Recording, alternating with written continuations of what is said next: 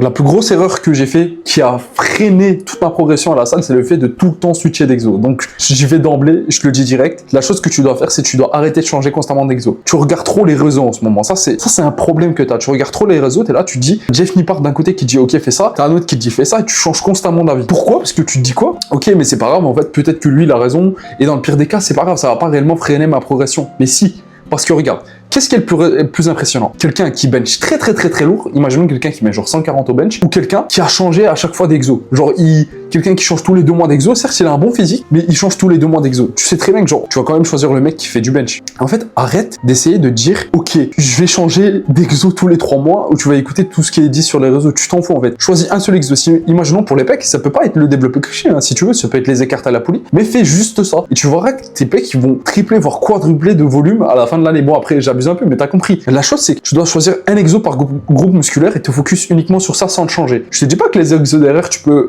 pas les changer. Imaginons si tu fais du développé couché pour les pecs, la chose que tu peux faire, c'est que tu peux faire des écartés à la poulie, tu vois. Des écartés, ouais, je sais pas comment ça s'appelle, mais en gros, c'est quand tu te mets sur un banc, tu prends d'un côté et de l'autre, tu prends la poulie et tu fais comme ça avec les pecs, tu vois. Et même là, tu vas très bien sentir les pecs, ça va vraiment être très bon pour toi. Tu vas voir que c'est plutôt incroyable comme exo. Mais la chose que tu dois faire surtout, c'est pas changer tout le temps les exos que tu vas prendre. Peut-être ton premier exo, pour chaque groupe musculaire, ça va être le même. Imaginons pour les pecs, ça va être le développé couché ou l'écart à la poulie, on s'en fout.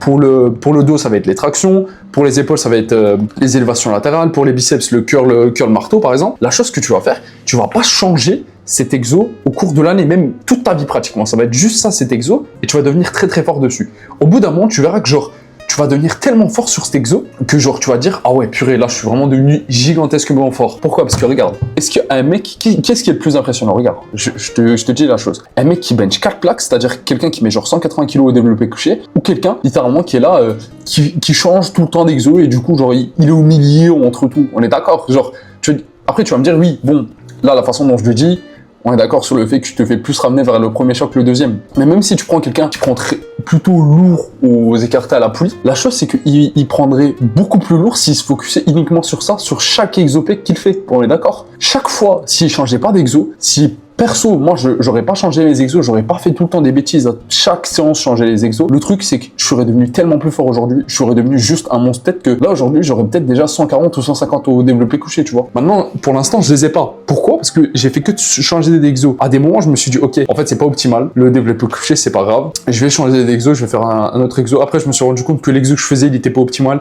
et que j'ai rechangé d'exo.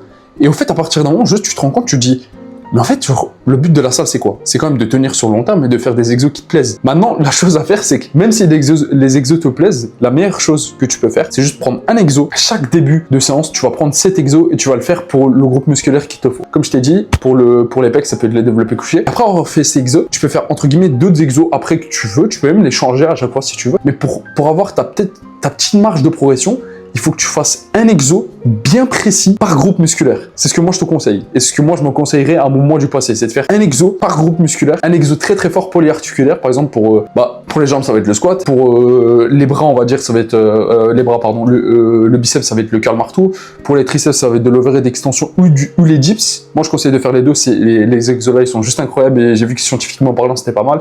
Et c'est les exos sur lesquels moi je m'amuse. Surtout focus aussi sur le fait que tu dois t'amuser pendant tes exos. Si le bench, si le développé couché toi c'est là, ça te fait pas réellement si tu fais que ça, t'as pas besoin de le faire, tu t'en fous. Genre fais un autre exo qui te plaît et tu te dis ok cet exo là je vais peut-être pouvoir le tenir 1 an, 2 ans, voire même peut-être le restant de ma vie je vais pouvoir le faire parce que l'exo là il me donne un bon pump, il me donne une bonne congestion à la fin de la séance et c'est ce que moi j'aime bien. Tu t'en fous, en fait genre juste tu t'en fous. Va au feeling sur les exos. Si un exo que t'aimes bien, par contre la seule chose que je pourrais te dire c'est si tu vois qu'à des moments t'as vraiment essayé d'améliorer l'exo à son maximum et que t'as toujours des douleurs qui te reviennent, peut-être que là niveau morphologiquement parlant c'est peut-être l'exo qui est pas fait pour toi, on est d'accord. C'est peut-être au moment là où je pourrais dire, ok, pourquoi pas essayer de switcher. Mais avant tout, au développé couché par exemple, je vois beaucoup de gens qui ont les épaules totalement décollées et qui disent que le problème vient du développé couché. C'est pas le cas. Faut que tu aies les épaules vraiment bien en arrière, bien collées au banc, la tête collée au banc. Tu vois, le gros truc. Mais tu dois avoir vraiment tout bien aligné et tu dois faire en sorte de maîtriser le mouvement au maximum avant de te dire ok là je change d'exo, tu vois. Ou juste si tu le sens pas, si tu vois qu'il y a des exos que tu sens pas, juste les fais pas. Tu te dis ok,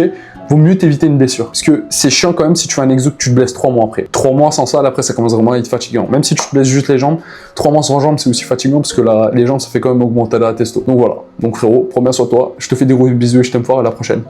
Oublie pas, on est trois en toi, moi, toi et Dieu frérot. Donc prends soin de toi, je te fais des gros bisous. À la prochaine, allez, salut.